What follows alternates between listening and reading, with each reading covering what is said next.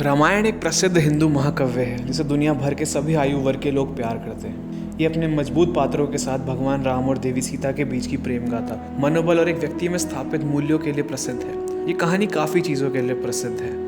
आज हम आपके लिए बताने जा रहे हैं रामायण के ऐसे 10 फैक्ट्स जो आपको पता नहीं होंगे। बहुत से लोग नहीं जानते कि लक्ष्मण जी अत्यंत जुझारू थे। लक्ष्मण जी अल्प स्वभाव के थे, जबकि भगवान श्री राम का स्वभाव शांत था। लक्ष्मण जी को भगवान शेषनाग का अवतार माना जाता है, इसलिए स्वभाव से वे आवेगी, समर्पित और काफ़ी गुस्से वाले थे। वो कभी भी कुछ गलत बर्दाश्त नहीं कर सकते थे। जब महाराज दशरथ के चारों बेटों का जन्म हुआ, तो जब चारों को अलग अलग पालने में रखा गया तो सारे एक साथ रोने लगे। जैसे ही लक्ष्मण जी को भगवान राम के पास लाया गया, दोनों रोना बंद हो गए। और सेम हुआ भरत जी और शत्रुघ्न जी के साथ। जैसे लक्ष्मण जी भगवान श्री राम का साथ देने के लिए आए थे दुनिया में, उसी तरह शत्रुघ्न जी आए थे भरत जी का साथ देने। लक्ष्मण जी अपने भाई से इतना प्यार करते हैं कि उनके शब्दों के खिलाफ नहीं जा सकते। सुग्रीव जी को किष्किंधा का राजा नियुक्त किए जाने के बाद सुग्रीव अपने राज्य की जिम्मेदारियों में व्यस्त थे और उन्होंने सीता जी की खोज में ध्यान नहीं दिया। इस चीज से लक्ष्मण जी क्रोधित हो गए, जिन्होंने मामला अपने हाथों में लेने का फैसला किया और सुग्रीव को धमकी दी। भरत जी जब वन में भगवान राम के दर्शन करने गए तो लक्ष्मण जी ने लगभग अपना धनुष उठा ही लिया था, क्योंकि उन्हें लगा कि भरत उन्हें नुकसान पहुंचाने के लिए आए थे। उन्होंने देवी सीता के स्वयंवर के दौरान परशुराम जी को भी धमकी दी थी। चलते हैं हमारे दूसरे फैक्ट की तरफ। हमारा दूसरा फैक्ट है सीता माता का जन्म। उस समय मिथिला साम्राज्य में भयंकर सूखा पड़ा था और चिंतित किसानों के साथ लोगों ने राजा जनक के सामने अपना दुख प्रकट किया। राजा जनक ने इस मामले को अपने हाथ में लिया और बंजर भूमि खोदने का फैसला किया। जब उन्होंने पृथ्वी खोदी तो उन्हें सीता जी मिली, जो ऋषि मुनियों की एक अतिरिक्त रक्त से बनी थी, क्योंकि राजा जनक की कोई संतान नहीं थी। इसलिए उन्होंने सीता जी को तुरंत अपनी बेटी के रूप में स्वीकार कर लिया। हमारा तीसरा फैक्ट है हनुमान जी का बेटा मकरध्वज।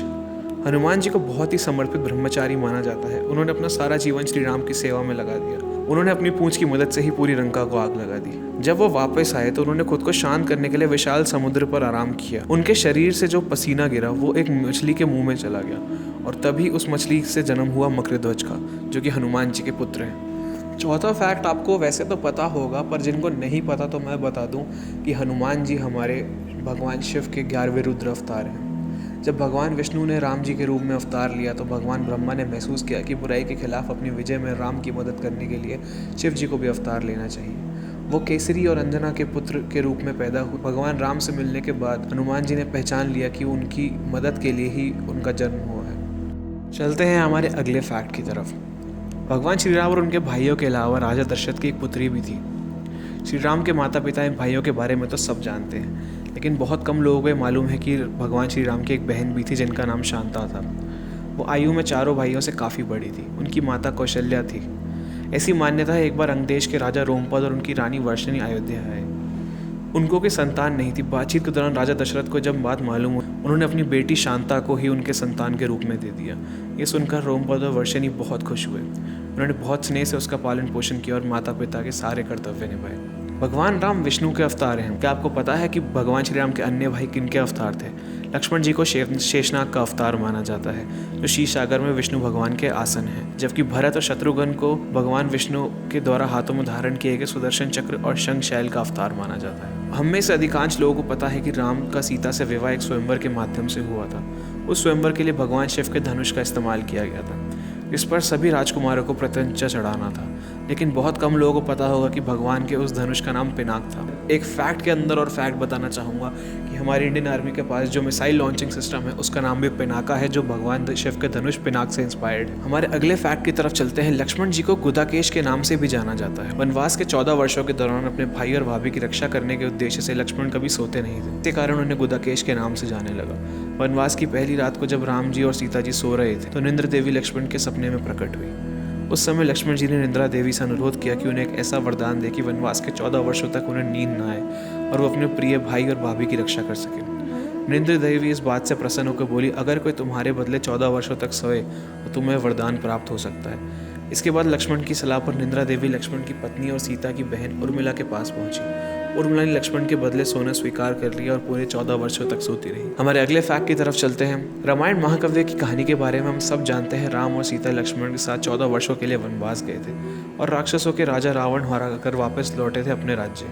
हम में से अधिकांश लोगों को पता है कि राम जी, लक्ष्मण जी, सीता जी ने कई साल वन में बिताए थे, लेकिन कुछ लोगों को उस वन के नाम की जानकारी नहीं होगी। उस वन का नाम था दंडकारण्य, जिसमें राम जी, सीता जी और लक्ष्मण जी ने अपना वनवास बिताया था।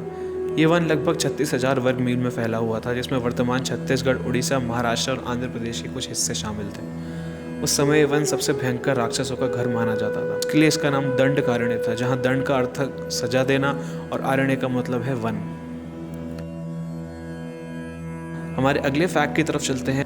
रावण सभी राक्षसों का राजा था। बचपन में सभी लोग उससे डरते थे क्योंकि उसके 10 सिर थे। भगवान शिव के प्रति उसकी आस्था थी।